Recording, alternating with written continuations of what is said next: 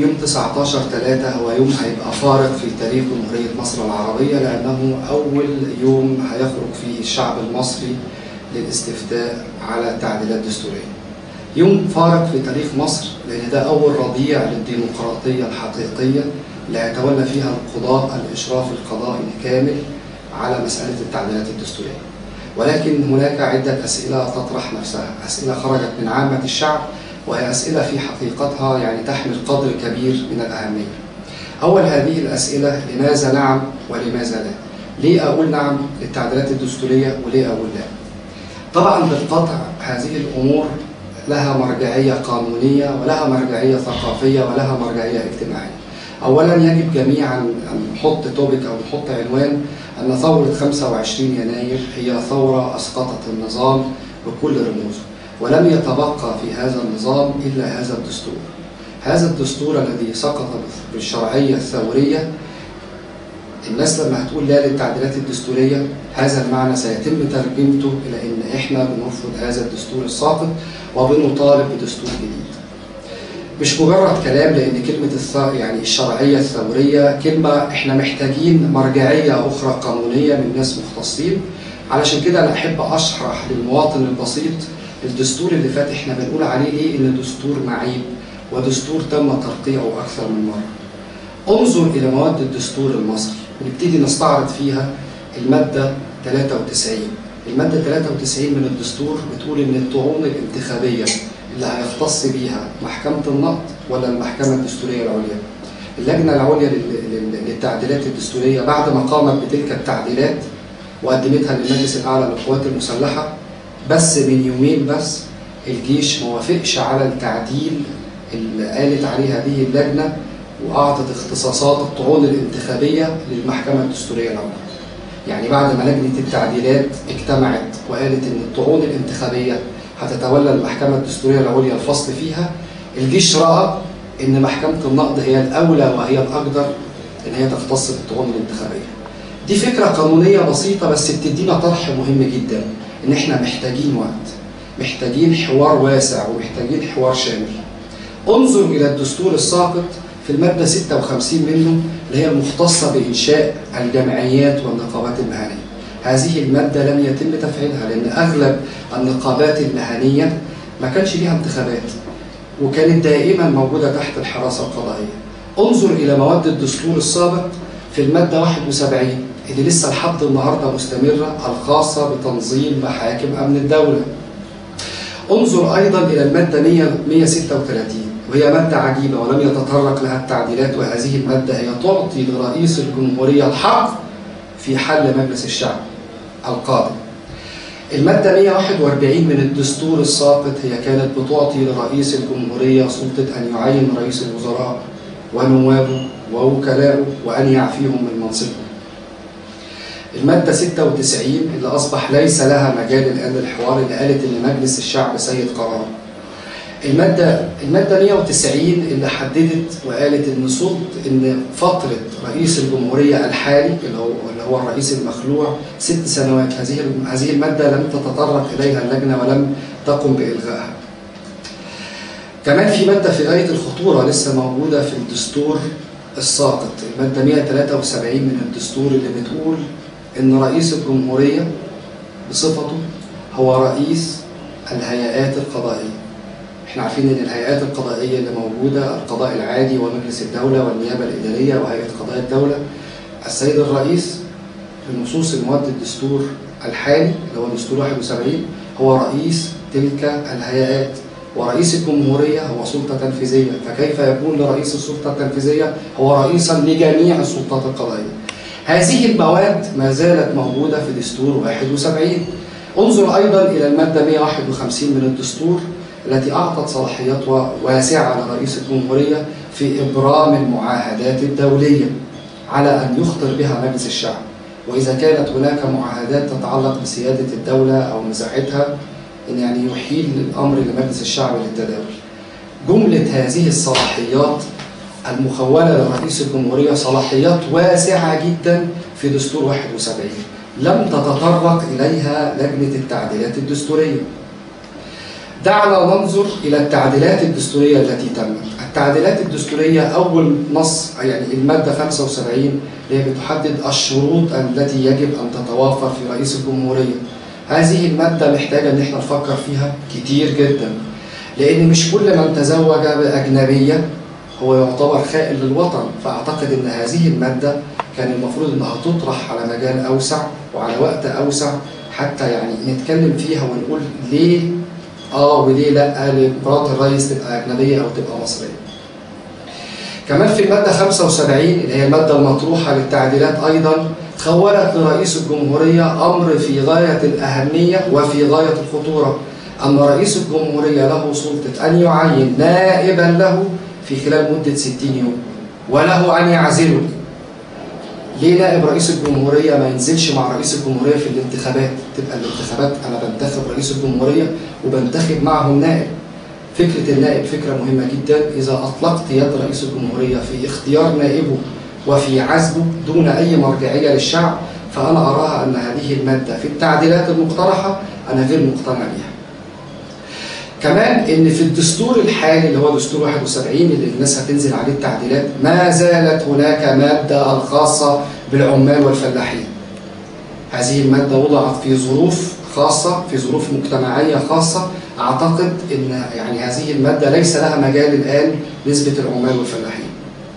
مجلس الشورى ما زال حتى الآن الانتخابات ستجرى على مجلس الشورى. مجلس الشورى بنص الدستور هو مجلس استشاري أنشأه أنور السادات وكان مسميه بيت العيلة. هذا المجلس يكبد ميزانية الدولة ودافع الضرائب أموال لا حصر لها، وفي الآخر هو مجلس استشاري ليس له محل من الإعراب. أعتقد أن لجان حكماء أو خبراء أو مستشارين هم أولى وأقدر من مجلس الشورى توفيرا للوقت ولعدم عرقلة القوانين، وأنه أصلا مجلس غير فعال. ما زال في الدستور الساقط دستور 71 أن رئيس الجمهورية له حق أن يحل مجلس الشعب. فأنا أعتقد من جملة هذه التعديلات المقترحة أن هذه التعديلات يوجد بها الكثير الذي يجب أن نتداول فيه، ويوجد فيه الكثير الذي يجب أن نرفضه. علشان كده أنا هقول لا للتعديلات الدستورية. وكلمة لا للتعديلات الدستورية بتعني في ذات الوقت إنها بتترجم نعم لدستور جديد. إحنا عندنا اتنين من الناس، في جزء مقتنع بكلمة نعم للتعديلات الدستورية وجزء مقتنع بكلمة لا. اللي مقتنع بكلمة نعم للتعديلات الدستورية هو بيحط إن هو خايف من فكرة حكم العسكر، علشان كده هيقول نعم للتعديلات الدستورية. واللي بيقول كلمة لا للتعديلات الدستورية هو خايف إن الانتخابات البرلمانية بتاعت مجلس الشعب يعني يتم إن يسيطر عليها فئة أو تيار أو جماعة أو حزب، لأن أغلب الشباب لحد النهاردة ما شافوش حزب ينتموا ليه. فالاتنين نتيجتهم واحدة. اللي هيقول نعم واللي هيقول لا الاتنين بيجمعهم نفس الفكرة، إن إحنا عايزين دستور جديد. بس الأول قال نعم لأنه بالنسبة له نعم بتعني استقرار وبتعني أمن وبتعني أمان، ومش عايزين الرجوع للبلطجية وعايزين البلد تستقر شوية. واللي هيقول لا للتعديلات الدستورية هو بيقول لا لأنه شايف إن المناخ السياسي والاجتماعي غير مناسب الآن إن كل طوائف الشعب تنزل وتشارك في الانتخابات. علشان كده أنا بقول فكرة نعم وفكرة لا محصلتهم واحدة، هي إن إحنا عايزين دستور جديد. ولكن عايز أذكر اللي هيقول كلمة نعم للتعديلات الدستورية ما سيحدث على أرض الواقع بعد الاستفتاء. سيحدث انتخابات لمجلس الشعب، سيحدث انتخابات لمجلس الشورى، ستحدث انتخابات لرئيس الجمهورية، سيحدث دستور جديد. وبعد ما يحصل دستور جديد لازم رئيس الجمهورية هيستقيل ولازم الحكومة هتستقيل، وممكن يتحل مجلس الشعب ده طبقا لنص التعديلات الدستورية. فكده هنرجع تاني، والفكرة ان كم مرة محتاجين ننزل الشعب الاستفتاءات الدستورية. هننزل الشعب أول مرة الاستفتاءات، وهننزل الشعب في انتخابات مجلس الشورى وفي انتخابات مجلس الشعب وفي انتخابات رئاسة الجمهورية، وبعد كده هنعمل دستور جديد، وبعد كده هنحل كل المجالس المنتخبة وننتخب رئيس تاني من أول وجديد، ومجلس الشعب من أول وجديد، ومجلس الشورى من أول وجديد. علشان كده أنا شايف إن فكرة الوقت في حد ذاتها لو فكرنا بمنتهى العقلانية نجد إن دستور جديد هو الأوقع، وهو اللي هيوفر مساحة إن إحنا نفكر ونبتدي مع بعض نعمل حوار مجتمعي راقي. إحنا يجب إن إحنا نهتم بالنقابات وبالمؤسسات وبالجمعيات وبالحركات الطلابية، وأن يفسح المجال لجميع الأحزاب والقوى السياسية حتى تبدي آرائها في الدستور الجديد. أنا أرفض إن إحنا نربط كلمة نعم بتحقيق الأمن والاستقرار. الناس متخوفة وخايفة إن إحنا نرجع بدون أمن وبدون شرطة ويحصل انهيار اقتصادي. في كلا الحالتين أي ثورة لها ضريبة، وأنا أعتقد إن لحد النهاردة إن ثورة مصر كانت لها من القوة ومن الاختصار الشديد جدا في إن إحنا محدش فينا كان يحلم باللي حصل، إن النظام يسقط في 18 يوم، إن في أقل من شهرين يحصل كل هذا الحراك السياسي والاجتماعي وهيحصل حراك اقتصادي. عدم ربط الأمن والأمان بكلمة نعم، لأن إحنا موجود عندنا رئيس وزراء ورئيس وزراء جاء مع هذه الثورة، وكل الوزراء هم مع هذه الثورة. رئيس مجلس الوزراء وكل الوزراء مهمتهم الأساسية هي توفير الدعم والأمن والأمان والاستقرار السياسي والاستقرار الاقتصادي، ولكن إحنا محتاجين إن إحنا ناخد فسحة طويلة من الوقت تلتقط فيها الأنفاس على كافة المجالات، تطلق دعوة للحوار. ما هو المعنى من دستور جديد؟ دستور جديد ده آخر طلب من طلبات ثورة 25 يناير. علشان كده أنا بقول لو هتقول نعم للتعديلات الدستورية أو هتقول لا للتعديلات الدستورية، طالما هدفك واحد لدستور جديد، تعال نوفر وقت ونقول لا للتعديلات الدستورية، إحنا عايزين دستور جديد. المواطن ما يخافش، المواطن الطبيعي ما يخافش. كلمة فراغ دستوري مش معناها إن إحنا البلد هتبقى سايبة. في أوقات الثورة حصلت بعض المشاكل والبلطجية والمظاهرات الفئوية، كل دول ما نزلوش في الثورة، كل دول جم بعد الثورة بدأوا يطلبوا بطلباتهم الفئوية اللي هي جزء كبير منها حق ليهم. البلد هتبقى مستقرة، البلد فيها أمن، البلد فيها أمان. مش عايزين نخلي طموحنا يبقى طموح قصير. أنا ساعات بحس إن إحنا الشعب المصري حد ماسك عليه زلة. طموحنا لازم يبقى كبير. إحنا عايزين كل شباب مصر، رجالها ونسائها وشيوخها، كل الفئات تتشارك في حوار اجتماعي واسع وبراحتنا من أجل إن إحنا نصل بالبلد لوضعها على ركب الحضارة.